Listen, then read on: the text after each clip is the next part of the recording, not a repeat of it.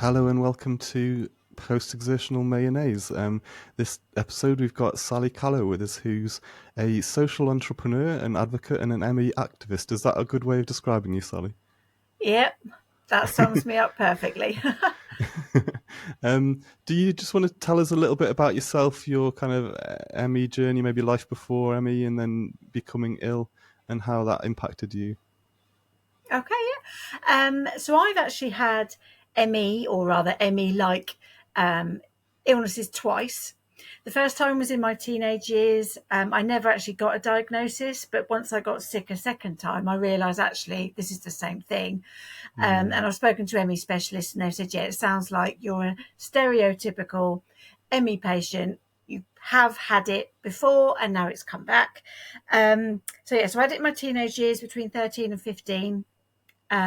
Which is why I know a bit about how schools can support people who have ME at school, with home learning and all that kind of stuff. I mean, they were doing that when I was at school would have been early 90s. Same for And me. my school found it quite easy. Anyway, I digress. So I did 13 to 15, and then life just got back to normal. I, got a job, was living life great. And then I went to university. I was a mature student, and I decided to do a master's degree, moved home to save money, moved in with my parents, and 2 weeks into my master's degree, I got really poorly. I got labyrinthitis. I didn't have a clue about what CFS was, what ME was, what ME-CFS is. And it took me 2.5 years to get a diagnosis because symptoms just never stopped once I recovered from the labyrinthitis. 2.5 years. And when I was diagnosed by a locum GP who said, I think you've got CFS. Think yourself lucky you haven't got ME because that is so much worse. Now I'm an ME expert. I'm doing bunny ears. That sentence makes no sense whatsoever. I mean, yes, he's right. CFS isn't as significant as ME, but he hadn't tested me against the ME diagnostic criteria. I did have PEM. He didn't ask me about my cognitive difficulties or anything like that. It was purely focused on the fatigue. Anyway, so that's how I was diagnosed. And that was back in 2006. So I've now had CFS, ME-CFS, since then. So how many years is that? That's 17? Something like that. 2006, 17 years this October, November. So yeah, it's a long time, but I didn't really know anything about my disease. I didn't know anything about the struggles of the ME community until I became an advocate, and I kind of learnt on the job. So everything I know about ME, ME-CFS and CFS now, I've been learning since I've been an advocate, and that started in 2014. So what led you to going from kind of being a patient to then being a patient advocate in that sense? What sort of drove you into the activism side of things with Emmy? Okay, now I'm going to be completely 100% honest. Right, so I used to work at a university library, and somebody that I worked with was teddy sitting, and it was to do with anyone that follows the Grand Prix knows Papa Smurf. Right. I think that's Jensen Button's dad, possibly. Okay. It was to raise awareness of, I think it was a heart problem. I could be completely getting this wrong, but I remember Papa Smurf. Anyway, and she was talking me through sending a teddy, raise awareness of something. And I thought, hang on a minute, if I've got CFS and it's awful, and it's impacting my life and it's stigmatized and very few people seem to know what it is, ME must be so much worse, just like that locum GP said. I think what I'm going to do is I'm going to try and raise as much money as I can for ME. So that afternoon, I emailed the ME Association and said, I had a vague idea of doing this. Is it okay if I fundraise for you? And that's how it started. I knew nothing about ME or CFS. But I started writing blogs. I started doing my own research, talking to the community, and I was like, are you joking? I have got ME. I meet the criteria. And that's how it grew. But it was supposed to just be, ME Foggy Dog was initially a 1-year fundraiser to raise as much money as possible for research, for the ME Association, because I emailed them and said, I know you do advocacy and support, but I want to concentrate on research. Can you make sure every penny goes to research? Yes, that's fine. So Mm. every penny I've ever raised has gone to biomedical research, which I'm really pleased about. And I think I'm near 13,000 now, so that's good. Wow. What started off as a very informal, quirky fundraiser, but yeah, it just grew and grew. And I still do the fundraising, but now, as you said at the beginning, I'm a social entrepreneur. I do quite a bit of activism. So it's so much more than a fundraiser. But that's how it started. It was just a tiny idea from somebody doing something vaguely similar, because they didn't do awareness raising. They were literally just babysitting this teddy, taking a couple of photos and sending it on somewhere else.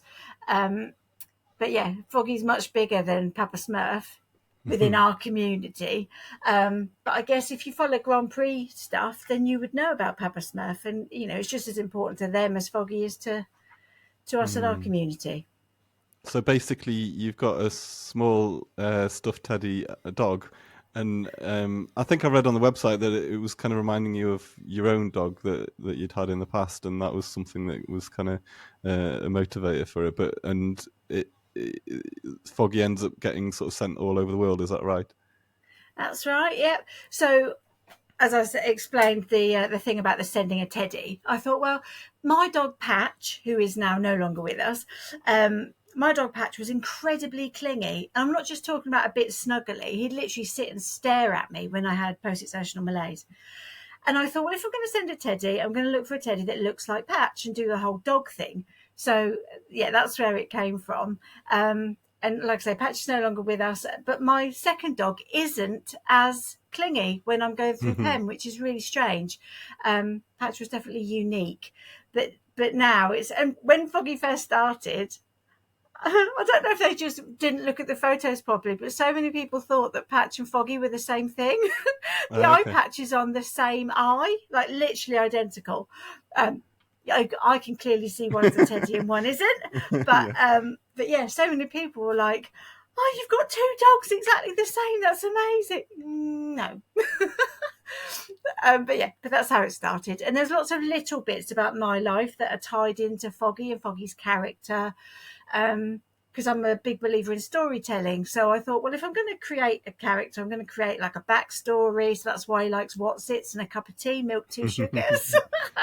Because anyone that lives in England, particularly, but the UK, if you go around, if you're lucky enough to be able to go around other people's houses, if they ask you what you want to drink, if you want a cup of tea, it's black, one sugar, black, no sugars, milk, two sugars, whatever. Mm. So, and obviously the Wotsits thing, I've got no idea where that came from because I didn't used to like Wotsits.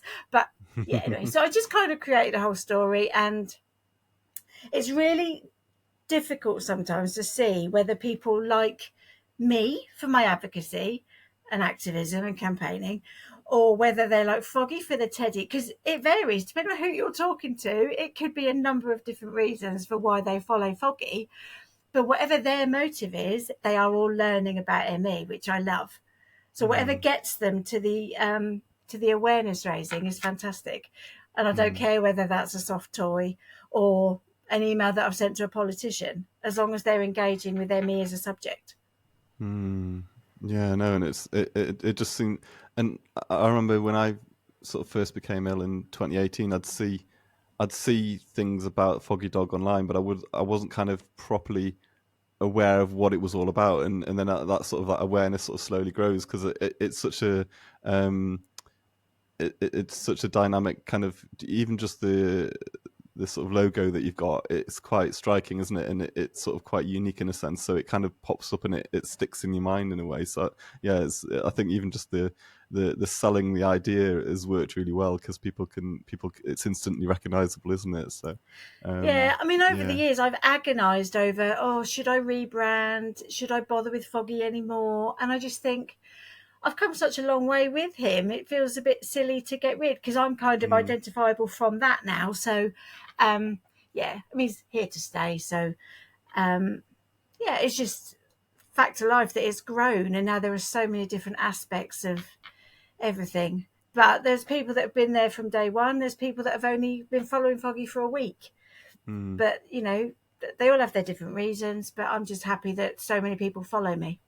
No, it's brilliant, and just the raising awareness of it is good. So, um, and then where does sort of stripy light bulb come in, and how did that develop, and where, because that's a whole different kind of kettle of fish in itself, isn't it? And you're training people in learning about ME in an educational way. So, where did that come from, and how do you manage that on a sort of like a day-to-day basis with your ME as well? I don't. Right. No. Right. So, as I've said, so Emmy Foggy Dog started in 2014. And as you'll know, I chat to an awful lot of people online all the time about all sorts of things related to ME, whether it's MP, do your job for me, or just silly things that crop up day to day. And does anybody else experience this? Anyway, so between 2014 and 2016, I started to notice that a heck of a lot of our problems, our community's problems, are made worse through education. So this is like 8 years ago now. And I thought, would I be able to create training? And if I created training, what would it look like? And I thought, well, I have not got a medical background, but I genuinely do not think that that's a hindrance, because I was chatting to my stripy directors the other day, and they said, you can't offer medicalised training to every single clinician, because depending on what specialty you work in, there's not enough research for every single specialty to have a medicalised training thing. I mean, 1 hour on how to diagnose training is one thing, but going into the history of the medical side of it is more tricky. So anyway, so I did some teacher training, because if I was going to do training, I wanted to make sure it was fit for purpose and it was good. My master's degree was in social research, so I'm actually a researcher, qualified researcher. So I thought, right, I'll do teacher training. I'll do some training on how to be a social entrepreneur, but I had to drop out of that because it wasn't ME appropriate. I had to have rest breaks on the floor of the training program room, on a Pilates mat, because somebody in the course was trying to launch a social enterprise that involved yoga. So anyway, so that in itself was eye-opening, because this organisation that was saying, well, we want to help you to train people at what ME is, weren't supporting me in their learning environment because they didn't understand what ME was. So all kinds of organisations need to learn what ME is, because ME patients are everywhere. Yeah. We're, those of us on the mild side of the spectrum are in workplaces, and those workplaces are all sorts of sectors. Some can and some can't adapt to support people with ME, but those that can should know how to support people. Anyway, sorry, I'm going off on a tangent. I'll come back a bit. It's all right. Yeah, so this is back in 2016, teacher training, social enterprise training. And then people listening to this that were following Foggy at the time will know that I did crowdfunding, because I thought, social enterprises work for the benefit of communities. In my case, that's the MECFS community. And I thought, right then, if I'm going to work for the benefit of the community, I wonder if the community would want to help me crowdfund to cover startup costs. So I launched a crowdfunder. I was successful. And then within, I think, 3 months, I'd launched Stripy Lightbulb, CIC. The CIC is Community Interest Company, anyone that doesn't know that. And the name Stripy Lightbulb, now this is really random. Yes, it does have an ME meaning. It means, right, I have posted about this before. I've just got to try and remember what the meaning is. Hang on, I haven't said it for a while.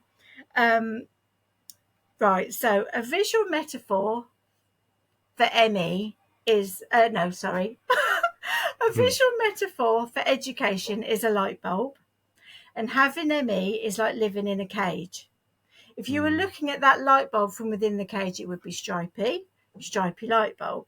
That's how it, see, there is an ME meaning and an education meaning. But one thing I will say, I've had criticism, why hasn't it got ME in the title? Oh, no one's going to know that that's ME. Anytime I've been to a business event, whether it's online or in person, since 2018, I could say it once to somebody, they come back to me 20 minutes later and they can remember the name of the business. Mm. That's why you don't have a bland generic name, because people do not remember what it is. And it's very bold, colourful logo, and I want the whole brand to be big and bold, so it's blue and yellow and white. And Emmy Foggy Dog is red, blue and white, because it's bold. Because although the nature of Emmy is quiet, because of so many sensitivities and lack of energy, when you're trying to get attention of people from outside of our community, you kind of need to be impactful. So that's why. And I know I got criticised, but like I say, it's so that I reach as many people as possible. And they don't normally see the name without an adjoining website or an advert or something. So there's always that connection there. So yes, a stripy light bulb was launched in September 2018, but it took me 6 months to create the training. Because of rules and regulations, I had to launch at a certain time, and I had to make sure I had products within a certain time. So I had 6 months to create the training. We launched in March 2019. That's when the training itself was launched. And we offer training for healthcare, any whatsoever. Employers in any sector, and education, because there are three sectors that my advocacy has shown me patients additionally struggle because of the lack of education. And the one of the objectives of Stripy Light Bulb is to smash the stigma by educating people outside of our community. And 50% of our surplus, so surplus is profit, but we're a not-for-profit, so they call it surplus. 50% of our surplus, when we make some, will go to Cure ME. Because I saw someone say this morning, you can lead a horse to water, but you can't make it drink. Stripy Light Bulb has now existed for 5 years this September.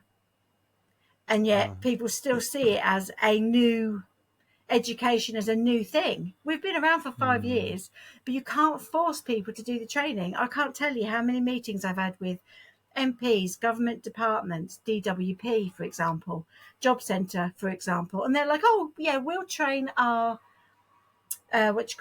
job seekers on ME. And it's like, no, it's not your job seekers that need to know what ME is. It's your staff that need to know what ME is. I've had so many, hundreds of conversations. And if those people had thought that ME is as significant as it actually is, they would have signed up. But they just think, is fatigue. So it's difficult. And I think sometimes people think, oh yeah, there is training, people are doing it. It's like, not necessarily. You cannot make a horse drink even if you lead it to water. So it is really difficult. It was really difficult. But, in it for the long haul. Is it online training, or do you go in person sometimes, or is it a mixture of things? Or we were solely online because it fits in entirely with my ME. It's fully automated. So if anybody wants to do it, they literally go to the website, buy it. And we've currently got a pay what you can afford scheme to acknowledge the cost of living crisis. We could offer it for free, but I think sometimes when you offer something for free, it devalues it. And we are a social enterprise that raises research funding. Can't do that if you offer it for free. So, I think it was £59 for 3 hours of training, but now it's anything from £10 and above. So whatever people want to pay for it. But it's 3 hours, it's CPD accredited. So people just go to the website, add a course to their checkout basket, and buy it. And then once you've bought it, you've got access. You set up your own logins and you can work your way through it, and you can start and stop whenever you like. It's fully accessible. And I would say that when I created the training, I deliberately made it as easy to understand as possible. As I said, I've got a master's in social research, so it's very well researched. All the feedback is very well researched. She obviously knows what she's talking about. But I explain it in basic language, and it's because I did the teacher training, it's a wide range of different resources and learning techniques and all this kind of stuff. And it is really good, even if I do say so myself, and it has won awards. So But yeah, so what you learn about is so what the name and all the name issue, the name issue, Mm. stigma, the history of ME, how we got to where we are now, the PACE trials included, how to diagnose ME, what ME presents like, how it presents in learning, education, and working environments, so that whichever course people are doing, whether they are an employer, whether they are a teacher or a healthcare professional, they'll be able to see the difficulties patients have in that environment. And then we offer support techniques and reasonable adjustments specific to those sectors for each course. You don't Right. learn something you don't need to know, in other words. You don't need to Mm. learn how a healthcare provider needs to support an ME patient if you are a teacher. So yeah, it's all three are slightly different. And every single person has just, we've had positive feedback. I think the worst Mm. feedback we've had was good. The best we've Yeah. had is excellent. So Yeah. yeah, I'm very happy with it. It's just I need more people to do it, and I cannot force people. Yeah.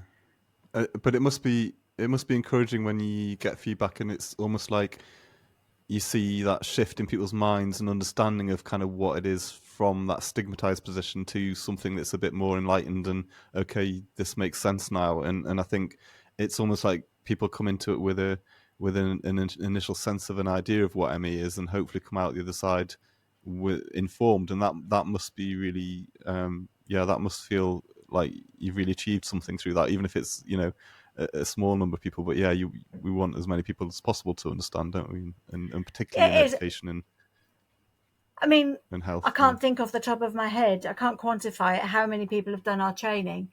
But even if I've reached, it's a lot more than a handful, but even if I've reached only a handful of people, those people then go back to where they work, and Mm. they might be talking to people either about our training, but also actually, could we implement this in our workplace because it might help people. And I've also said that we have many symptoms that overlap with other chronic diseases and chronic illnesses. Mm. So I've said, although this training is specific to MECFS, these are the comorbidities, and if you implement XYZ, it will also help these people. So, because quite often I get messages saying, oh, why are you ignoring fibro? Why are you ignoring long COVID? It's like, I'm not. Do our training and you'll see what I mean when I say I'm not. But I think you Mm. have to be specific when it comes to education. Otherwise, it gets too vague and too Mm. non-specific, and then you're not Mm. actually helping anybody. So, Mm. and to be perfectly frank, ME is such a massive issue on its own. It Yeah. deserves its own training. And Yeah. there is Yeah. more than enough to fill 3 hours of. You could probably fill a degree course like one semester, Mm. couldn't you? Mm. Really? Yeah. And I've managed to narrow it down to 3 hours of the absolute bare minimum that people need to know if they're professionals and have a duty of care. But in answer to Mm. your question, is that all? I don't mean all as in a bad thing, but is that what we offer? We've recently started offering face-to-face training days. We've just had one in Cardiff, and we invited all sorts of healthcare professionals, teachers and employers from the local area. And we had a few people from government turn up, which was nice. Mm. And it was very well received. But I do think you have to be willing to learn about ME to even consider it in the first place. And Yeah. as we know, there are too many people that won't even contemplate Mm. learning. Mm. And we've now put funding in to do one in Scotland. So because we're doing the devolved nations, because they are, although England's not got a lot, they've got even less than we've got. So we've done Wales. We're going to do Mm. Scotland if we get funding, and then see where we go from there. Mm. So so you've got all these things happening and going on, and then you decide to organize a benefit concert. so Yes. kind of where did the because on our podcast we like to talk about creativity and you seem like very much like an ideas person, and that yeah, where did the sort of idea for that come from? And it's quite a creative thing to decide to do something completely different in that sense. So yeah, tell us a bit about redefining gravity. Right. Well, yet again, it came from something very small, and it just like it exploded everywhere. So Daniel, no, last year, but literally a year ago, I was saying, I'm pretty sure doing basic maths, we've got 1 million people with ME now, or rather that meet ME criteria. So I've been thinking, we have got sky high levels of people now. Where is the increase in funding? And every week we're seeing government decisions or government responses to tabled parliamentary questions where it says, this isn't an issue, or we're helping. It's like, well, as a patient myself, I am not feeling that progress and that help.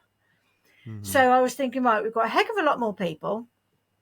We need something that's going to grab the attention of millions of people.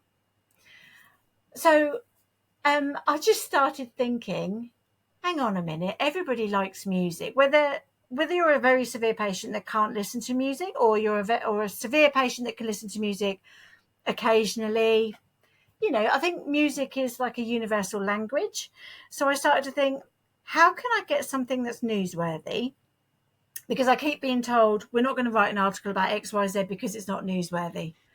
And I thought, right then, if we're going to grab it by the scruff of the neck, what do I really want to do? And Foggy's got a bucket list. So he's had things to tick off for a few years. And on it, I said this during the launch, and on it says Foggy wants to stand on Wembley stage and say, hello, Wembley. Obviously, that would be me because Foggy doesn't talk. So I started thinking concert, raising awareness and funds.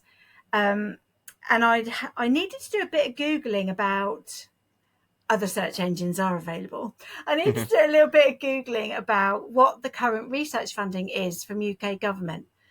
But the most recent stat I could find was 2019, and that was 200. Now I'm probably going to get it wrong, but it's around 250,000. No, 450,000 pound in 2019-20. I think that's right.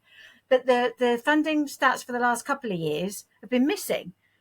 Right. And I was thinking, well, even if they've doubled that, that's still no more than a tenner per patient per year. No. And we know that MS and Parkinson's get around £40 per patient per year. So I was thinking, we've got sky high levels of patients now, and that research funding is not, as far as we know, is not going up. And I thought, right then, I can either bang my head against a brick wall for the next decade asking for more money, or we can have a concert where we take control of that narrative and we say, actually, this is what ME is. This is why we need research funding, because so much has been wasted on psych research. And it gives us the opportunity to redefine the narrative around ME. Right. I'm sick and tired of reading biased newspaper articles and thinking that doesn't represent me. That's not what's actually happening in our community. So I just thought, right, music, huge, raise lots of money, make it newsworthy so that we actually get in the press instead of reacting to stuff that's in the press.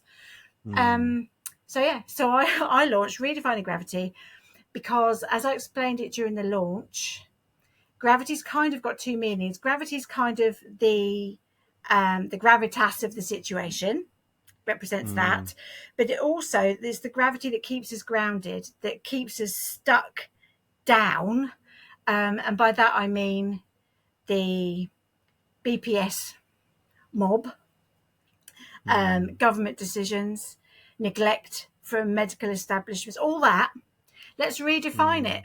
Let's create our own destiny, future, and change the way that gravity, in terms of that, that's how life works. The gravity surrounding ME. Let's change it. Let's redefine it. I probably explained that really badly, but sorry, it's been a long day. No, that makes sense. Yeah, so because a couple of people gave me a bit of backlash and said, "Oh, it doesn't say ME in the title," and it's like it doesn't have to say ME. All these organisations that have called themselves ME this and ME that are all going to have to rebrand if they ever do a name change. That's why I, apart from ME Foggy Dog, because that's at the very start of my ME work when I didn't know about name changes and rebranding efforts and all the rest of it. You don't always have to have ME in the title. In fact, to get other people's attention, it probably helps to stay away from it. But then so the title is we need to change, we need social change. And then underneath, because ME is neglected, stigmatized, and that's how I Mm. do things. Because I find if you say ME in the first sentence, they switch off instantly. If you explain the problem and then say this is ME, you get a little bit more attention. That's my own Mm. personal lived experience of advocacy and activism. Um, Mm. but yeah, so the challenge is, and I've called it a challenge. I actually emailed Annika Rice. I don't know if I've said this. I emailed Annika Rice 2 weeks before we launched, and I said, I know this is nothing to do with Challenge Annika, but it's kind of inspired by Challenge Mm. Annika in terms of this is a problem. We need to have this. And instead of it being a football hut for a group of under 12 boys to have a kick around, let's have a new pitch. There are now 1.25 people estimated to have our disease. We need research funding, and we're going to create this concert to get that. So I just said, if this was your challenge, how would you do it? She didn't reply. Never know. There's plenty of time, Annika, if you want to, send me a message. But I just said, how would you do it? Because anyone that's watched that program decades ago will know she's done things like charity adverts on TV. She's Mm. done the whole charity trying to get attention thing. So Challenge Annika was basically, here is a problem, a charity needs something, and they asked lots of volunteers to come together to do stuff for free, offering materials, time, energy, publicity, everything is for free. And she got so much stuff done. And I just started thinking, right then, if I can communicate how bad the situation is around ME, CFS, anyone that follows my advocacy knows that I prefer ME as a term myself. I really don't Mm. like ME CFS, but you have to use it. Mm. Anyone that knows the difficulties experienced by everybody in our community, from to big issues to small issues. I've lost my train of thought. Everybody that knows. We were talking about organising I guess the logistics of it. Were you or? Yes. So I think the biggest part of the challenge is getting people to see the need for awareness and for research funding. Because I Mm. can't tell you how many times I've had conversations with people and they say, yeah, but I saw a newspaper article the other day and it said that, GPs are getting trained, or I saw the thing about the NICE guideline. Well, that's really good. That's Mm. going to stop the harm, isn't it? Or, I saw the government's just increased their, this was a while ago. I saw the government increase the research funding. That's really good. But that has not filtered down to No. patient level. None of Mm. us have felt the difference yet. And how much longer do we have to go before we feel improvement? And I Mm. speak from a personal perspective and the people that I talk to every day on social media. Mm. Anyway, yeah. So the biggest part of the challenge is getting people to understand the need. And it is a struggle. I have to admit, I've sent so many emails out, and I've had one reply. Muse, the agent of Muse, the band, Oh wow. emailed me Mm. back and said, "Oh, they're going to be on a world tour. They can't help, but good Mm. luck." Nobody else has bothered, and I'm like, do they know how much of an issue ME is? Mm. Because other than on ME charity social media accounts and ME charity websites, it has not been publicly acknowledged that we've now got 1.25 million people that meet our criteria. Mm. So when I saw that Yeah. thing last week, the consultation where it said 241,000, it's like, it wasn't even made clear in that newspaper article that that's the confirmed cases, people with a Mm. diagnosis. It still said Mm. estimate next to it. It's like, no, that's not an estimate, that's coding. Mm. Anyway, yeah, so, it is huge. And anyone listening to this, if you want to get involved, please do, even if that's limited to just retweeting some redefining gravity stuff. But it's proving to be incredibly difficult. But I've given myself a year to put on this concert for a minimum of 1,500 people. And I put a seating target because I didn't want to just have a gig in a local pub. I don't Yeah. think that reflects the urgency and the severity of the problem.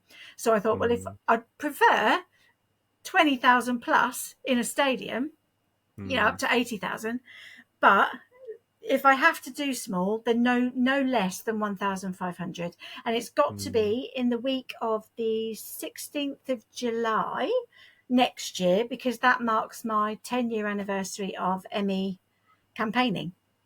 So Wow. I wasn't going to mark it, and then I thought, well, if I've got to choose a date, I'll link it to my 10-year anniversary. Mm.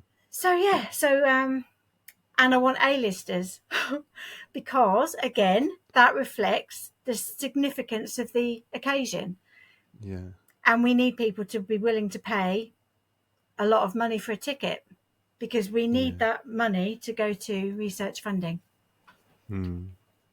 And So it's not a free concert in a sense, but it's something that the aim is to raise the money for it as well, isn't it? Yeah. So yeah, just think Live it's Aid yeah, or the Freddie Mercury concert. They were yeah, both fundraisers, and there is no reason why that can't happen for ME. yeah. But the one stumbling block is the stigma, and the neglect is so bad. Mm. People do not realise that it is now an emergency. Before COVID, I Mm. was calling it a global crisis. So the Yeah. next step up from that, as we know with the climate crisis, is now a climate emergency. The next step up is emergency. Mm. So, how many more people have got to die from the disease or from neglect in hospitals? It's Mm. like, no, we've got too many people with the same disease now, as in the same core criteria. Yeah. So, so yes, I'm an ideas person. I've got absolutely no idea if it will work, but if you don't try, it's never going to No. work. Yeah. So I'm definitely in it for the long haul. And I told Cure Me about it, and they were like, "Hey, Are you sure about this? yeah," Yeah. but No, but like I suppose I want to thank you on behalf of the ME community for having these ideas and pushing them forwards, because we need people like you to actually to raise the profile of ME, because we like you say, it is so frustrating when you see so much stuff that's negative or just misrepresenting what ME is in the media and in society as general, and even if you haven't experienced the stigma firsthand by comments from doctors or from other people, it that's you can still feel that stigma generally because of how it pervades media and society and social media and things like that. So it's yeah, thank you for all you work and all that you do. that's right. You're Um, welcome. But um, it's like, I think for the patient, the fact that I've got patient experience helps yeah. a lot. I mean, it's a downside as well, because I can't put as much time, effort, and energy as I would love to. Um, I'm not very good at pacing myself, but I have to be Mm, better than I am, because it's so easy for me to run out of energy. Weirdly, you saying about creativity, when I was going through I'd say I'm out of my long COVID now. It lasted around 2.5 years. And now I'm just left with the worsened ME mm, symptoms that are lingering. mm, But the additional symptoms I had have gone mostly. But I feel like I've lost my creativity. I feel like that bit of my brain that used to come up with wacky ideas every week mm, isn't as creative as it used to be. So I guess when I had the concert idea, I grasped it, because I thought this is the yeah, first yeah. idea I've had for a while. Um, but I do think, having the patient experience of ME, I've had the stigmatising comments from GPs. I've had to take them to an ombudsman. I've had Mm, relatives telling me, big deal, you've got no energy, eat a Kit Kat. I've had mm, it. I've got the lived experience of that kind of thing. What I haven't got experience mm, of is severe ME.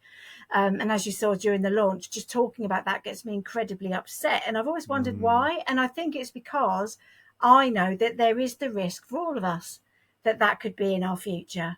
mm, And it's a acknowledgement of just how bad it is, I think.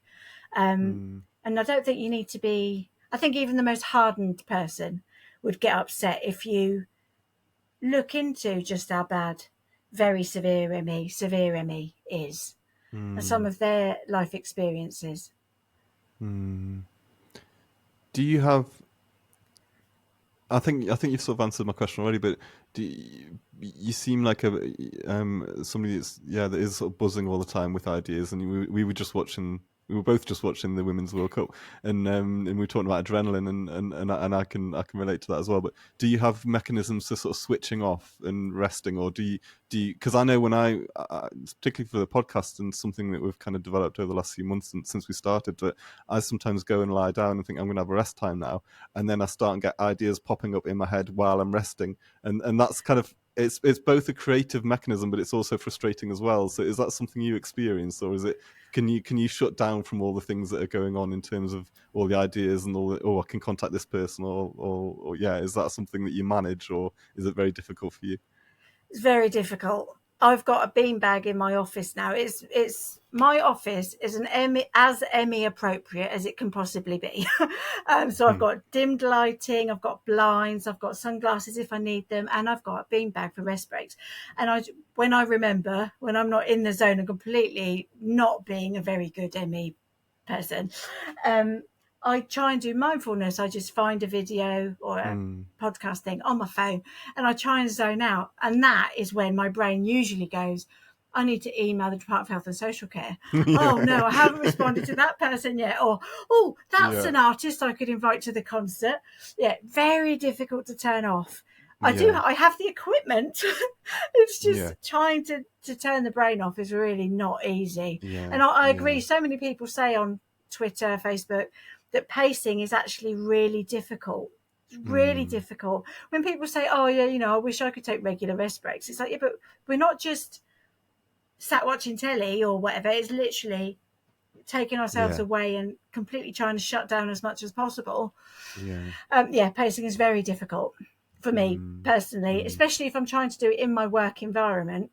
I did it for ease, so I didn't have to go indoors to go for a rest break, but because I'm surrounded by maps and notes, and I find, I don't know about you, Dan, but when I write a note to remind myself to do something, I'll forget that I've written the note and I won't find it till 3 weeks later. So it doesn't actually help me. My memory's awful. In the last couple of years, it's got really bad. Yeah. I'm like that sometimes with messages. If somebody messages me, I think I'll read the message and then I think I'll come back to that, and then it's like I see it a couple of weeks later and then I'm like, oh no, I'm sorry. Yeah. Do you? One question I was going to ask is the enormity of the task seems so massive, just general in terms of all the different things that you're busy doing, but in terms of awareness of ME and funding for research, and it like any sort of cure or treatment just seems like so far out of reach at the minute. Do you get disillusioned by that, and what keeps you going to keep doing what you do? It's a big question. Well, yes, I get disillusioned. I can't tell you the amount of times I'm in tears at home thinking, why is no one listening? And that's when I step away from Twitter because I don't want to bring everyone else down with me at the same time. It's huge. It's not just climbing Everest, it's the Himalayas, one after the other. And every time we start getting somewhere, there's a consultation that says 241,000 people. No. Or, there's some kind of news, or, oh yeah, we're going to, a research study that's focusing on psych, etc., etc. And it's like, I thought we got past that. That was like 5 years ago, wasn't it? No, actually, the last one was a month ago, etc., etc. I do. I get incredibly down, but at the same time,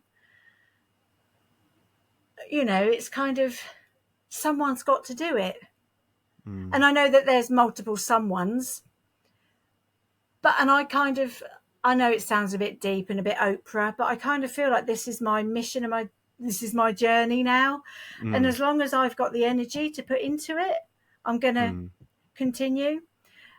Obviously, trying not to make myself worse at the same time, but the motivation's there. But I'm not going to lie. Literally every week or so, something happens, and I'm like, oh, I can't do this anymore. But then I'll chat to people online, and I'm like, actually, no, I have to keep going because X, Y, Z's happening now. This is happening now. And I've probably got about 10 people with ME that message me privately and keep me going.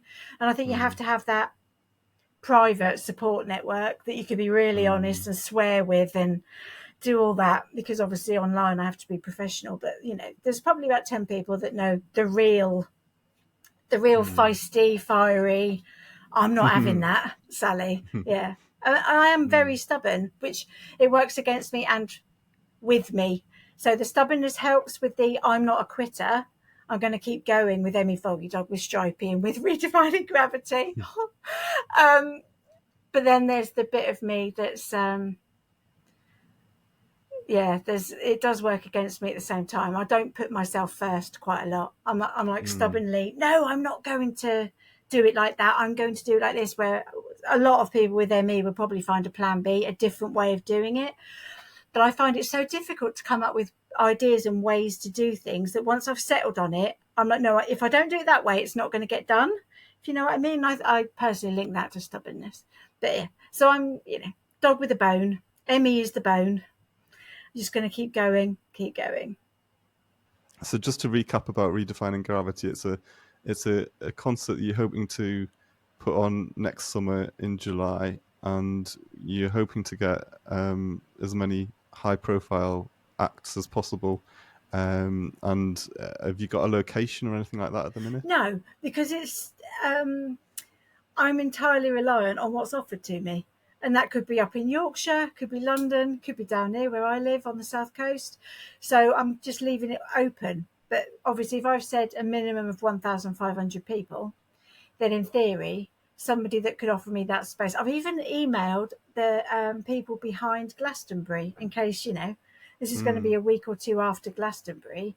If they've still got all of their barriers and staging up, would they be prepared to leave it up? I don't know. I didn't get a reply, but you never know. They might have a massive inbox. I'm hopeful. I'll keep emailing them. But yeah, so everything is what's offered to me. So obviously I'm emailing a few people saying, would you mind helping? Could you perform? But I'm hoping if I ever manage, I've got a volunteer, Karen, who's writing to the press saying, have you heard of Redefining Gravity? Is this something you'd like to cover? And she hasn't had any luck yet, but we'll keep going. Because obviously if somebody sees that on telly and they've got, I'll say, a country mansion, and they think, oh, actually, that'd be all right for a couple of thousand people. Yes, I'll give them that space. Or someone that owns a staging company or an agent for a band might see that, and then the ball will get rolling. So if anyone's watching this and you've got any links to the media, please help, because I really don't think that we're going to get anywhere unless we start making headlines.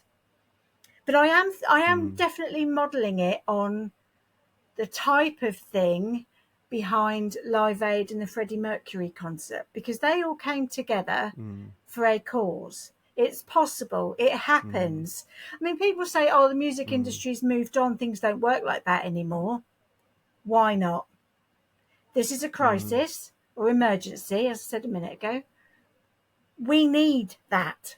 So I don't care whether it's what we do now. We need to have it. And I keep explaining it as a once in a generation event, because this is our generation's health crisis. Because everything else with this amount of patient numbers has a treatment or a cure. So it is a global emergency / health crisis of this generation. So we need a once in a generation, what did you call it? Something concert. Upside benefit, I think, yeah. But I don't know if that's the term. It probably is. Some benefit fundraising concert. So we need a once in a generation, one of those. And I really don't care if it's not what you do now. Can we please, try? Because we need something this impactful to make a change. I'm prepared to put the effort in, but I do need people outside of our community to embrace it and run with me with it, just to see if it can happen. Yeah. And I hopefully, are there things that maybe you're thinking about potentially making it accessible to people with ME as well, in terms of like offering some sort of live stream, or is that not something you've kind of even got to think about yet? Yes. A couple of ways. Well, one, can you imagine if it is similar to Live Aid, why can't we get TV coverage? True. You're telling me if big if, touch wood, it will happen, but if it happens, a band doesn't have a YouTube channel that they could stream it live on. So there are ways to stream it to people around the world and those that are housebound, but also those that are well enough to come to the concert. I was thinking I might offer, if it happens, let's pretend it's going to happen. Right. It is going to happen. Yeah. So when it happens, Yeah. I might offer 50 free tickets to people with ME or their carers, to give a bit of love back to carers. 50 free tickets, and because everything's going to be given to me for free, why can't we have a soundproof pod for rest breaks for people with Sounds energy impaired illnesses at the side of the stage? Because I didn't realise, but Coldplay does sensory areas where people with, I think it's autism that they focus on, but it's to minimise sensory overload. So they've got a section when they have concerts. So why can't we have a soundproof booth with recliners, all that kind of stuff? So anyway, so yes, Sounds I am ideal. thinking of ME and obviously long COVID Yeah. and fibro and all those kinds of people that would want to come to the concert if they are well enough.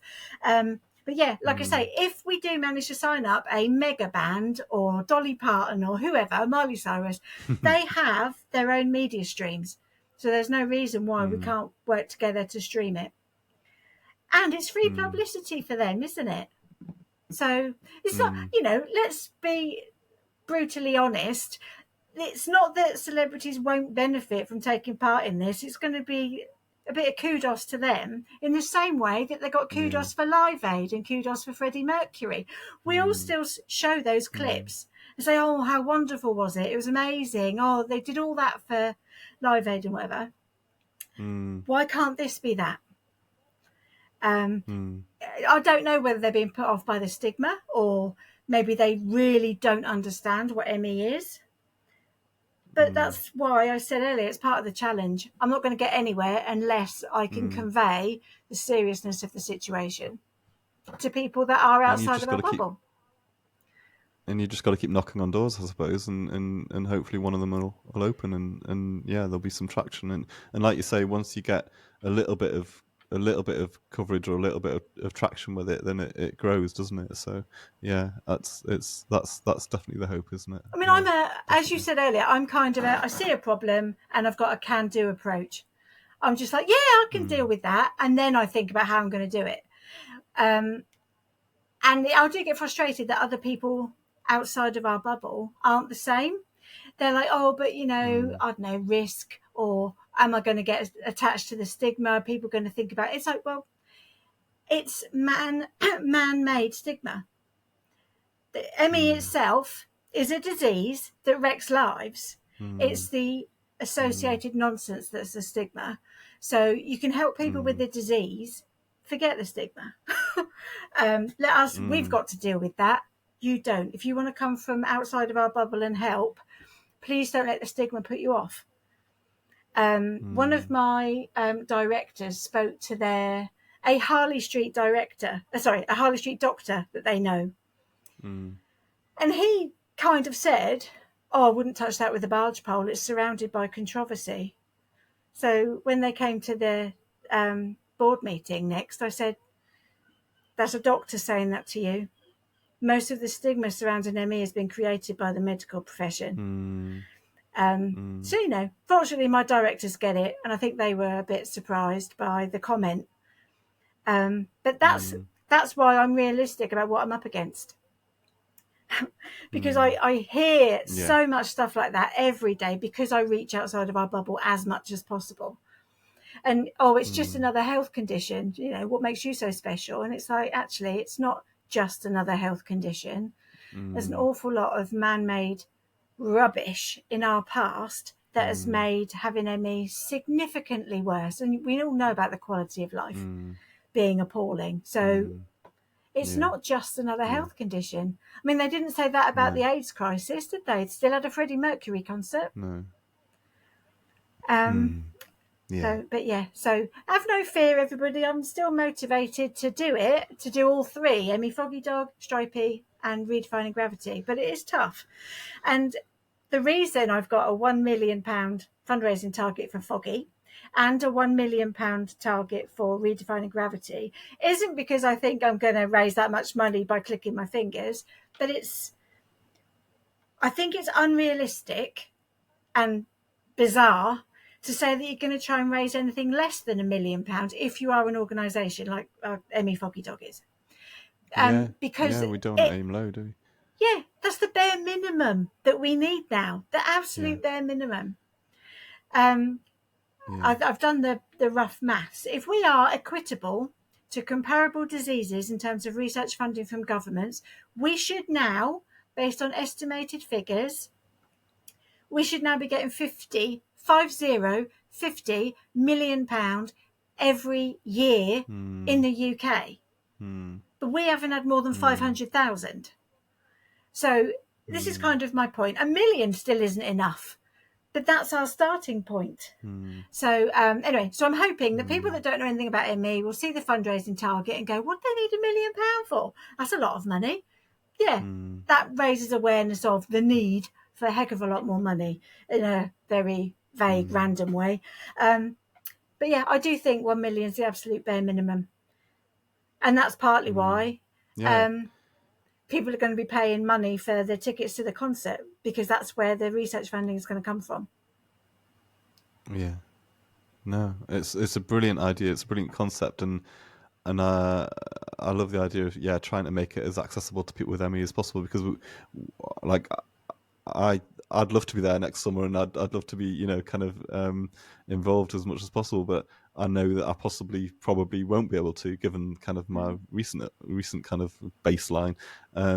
But to be able to kind of watch it and just feel involved in that way would be amazing, and to have as many people involved as possible and aware of what's going on and feel part of it is going to be really good. So thank you for that, and it'd be brilliant if we could kind of catch up maybe like next year and find out how things are going, or afterwards, after the aftermath of it, and kind of like just sort of touch base again. It would be that would be brilliant. And thanks for being involved, and thanks for coming on Post-Exertional Mayonnaise, and I hope everything goes well. And I'll look forward to kind of seeing how it progresses over the next year online, and I'm sure lots of people listening will do as well. So thank you, Sally, for coming on, and thanks for your time. Thank you for having And me. we'll maybe speak to you next year, hopefully. So thank you.